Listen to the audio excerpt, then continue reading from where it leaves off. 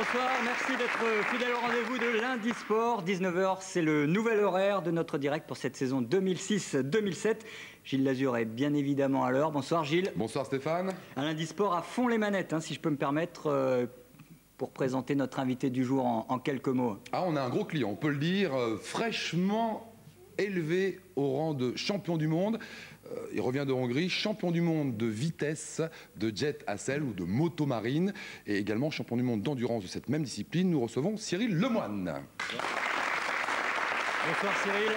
Alors vous nous avez amené votre superbe bécane, voilà, on va dire ça comme ça, bécane sur eau.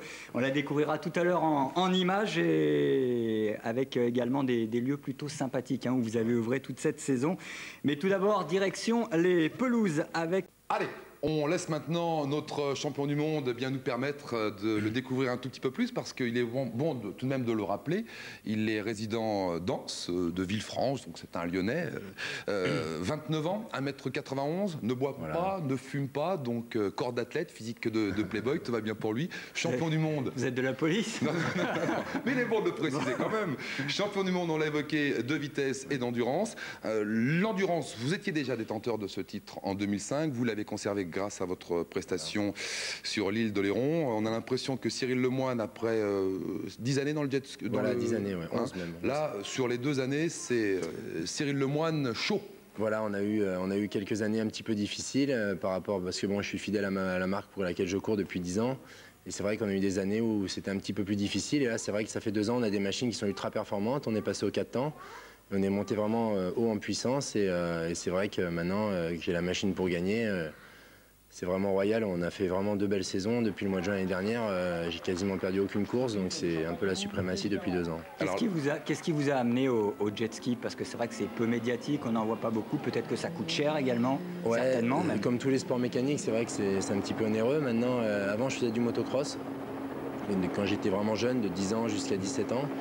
Et bon, j'en ai eu un petit peu marre de faire des séjours à l'hôpital et c'est un petit peu ce qui m'a poussé à m'orienter vers le jet ski en fait. Ça doit se faire mal quand même si on tombe de jet ski à combien à la vitesse de pointe là? Ça monte à un peu plus de 130 km/h, mais bon, vaut mieux tomber sur l'eau quand même que sur la terre ou sur le goudron. Ça sonne un petit peu, mais c'est vrai que on se fait rarement mal.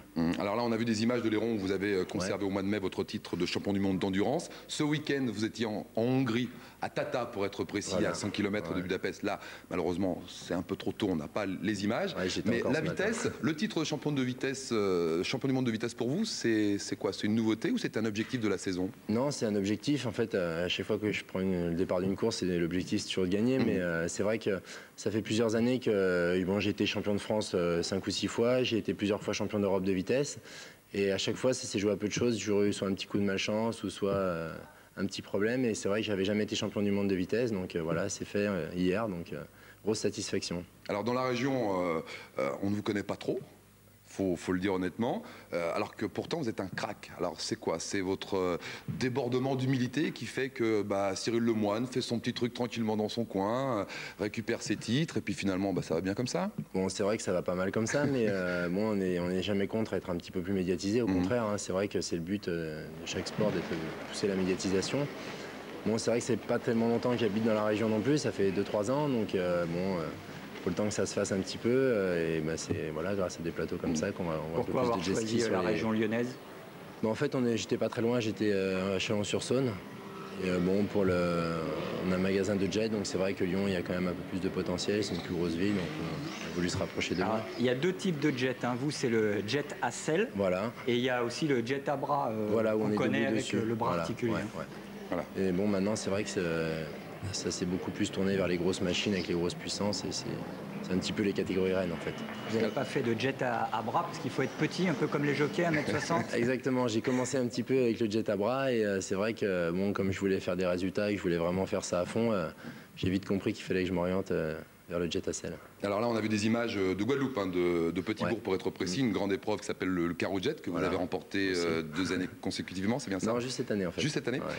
Par contre, là, il y a un grand défi qui vous attend au mois d'octobre, où vous partez pour les États-Unis, et cette fois, vous allez pouvoir matcher entre guillemets avec les Américains, parce que pour rentrer un peu dans les détails, les Américains ils viennent pas trop sur les circuits européens et ne permettent pas trop non plus aux Européens d'accéder à leur circuit. Alors là, enfin, vous allez pouvoir mettre le pied à l'étrier en quelque sorte. Ouais, c'est un petit peu ça. On y va. Enfin, j'y vais tous les ans. C'est vrai que l'année dernière, bon, on a fait grosse impression parce que j'ai gagné les qualifications et toutes les courses auxquelles j'ai participé. J'ai eu un petit souci mécanique en première manche, donc ça m'a enlevé toutes les chances de victoire.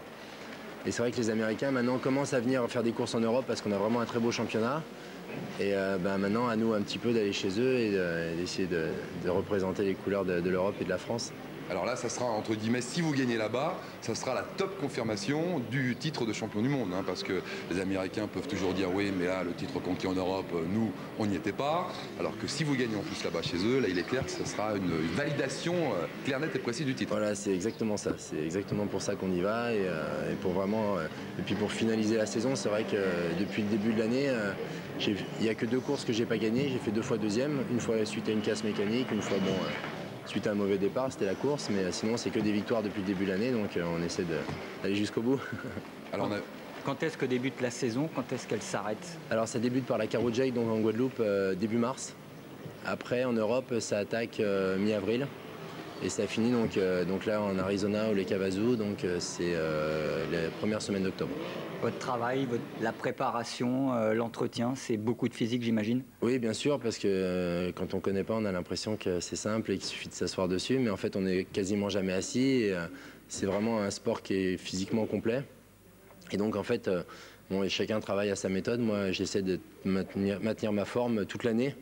Pas avoir trop d'arrêts longs pour pas avoir trop de mal à récupérer après, quoi. Ça s'apparente à quoi Au motocross. Honnêtement, j'en ai fait beaucoup et je vois, bon, j'ai plein d'amis qui sont sportifs de haut niveau. Le quad aussi sur les rallye raids par exemple, non? Un petit peu, mais beaucoup la moto, c'est quand même plus violent. Et surtout, on a des courses en mer, des fois, comme en Guadeloupe, où on peut avoir 200 km à faire dans 2 mètres de vague. Donc là, c'est un terrain de supercross pendant 200 km, quoi. Alors on a beaucoup parlé des titres mondiaux, des titres européens, il y a aussi le championnat de France. On avait eu l'occasion de vous suivre pour une épreuve de vitesse à Pont-à-Mousson dans le cadre d'un sport mag. Ça fait partie des obligations ou parfois vous avez la possibilité de faire l'impasse sur ce genre de rendez-vous qui pour vous sont peut-être pas, je dirais, motivants? En fait, comme j'ai une aide de Sidou France, je suis pas obligé, mais disons que ça fait partie de mon contrat de faire le championnat de France et c'est bon pour le marché français, voilà. D'accord, dans ce cadre-là, on aura l'occasion de vous retrouver à Cavalère dans une quinzaine de jours, voilà, pour le dernier rendez-vous français. Hein. Voilà, ce sera la finale du championnat de France, oui. Vous connaissez bien Djibril Cissé? Oui. Ouais, vous avez fait pas mal de rééducation ensemble. Oui, ça m'est arrivé, je m'étais fait les ligaments croisés, lui il avait une petite fracture du pied, et puis c'est là-bas qu'on s'est rencontrés, et puis c'est vrai que depuis on a gardé des liens et on se voit très souvent. Ouais. C'est-à-dire que vous êtes amateur de foot, vous suivez l'OL? Je suis, mais avant de le connaître, j'étais pas anti-foot, mais presque. Ah. Et maintenant un petit peu mieux. Bon, j'aime bien le voir jouer parce que voilà, c'est sympa de voir jouer quelqu'un qu'on connaît. Mais c'est vrai que ça m'a amené un petit peu au foot, oui. Bon, on va refermer notre page jet ski. Merci, on va vous applaudir parce que vous êtes double champion du monde en endurance et en vitesse. Eh bien, ça méritait le coup de projecteur, hein, Gilles, sur bien sûr vous et sur ce sport finalement peu médiatisé. Ah, il le mérite largement. Sauf sur TLM. On reste sur l'eau. Je vous propose un stick Cyril Lemoine.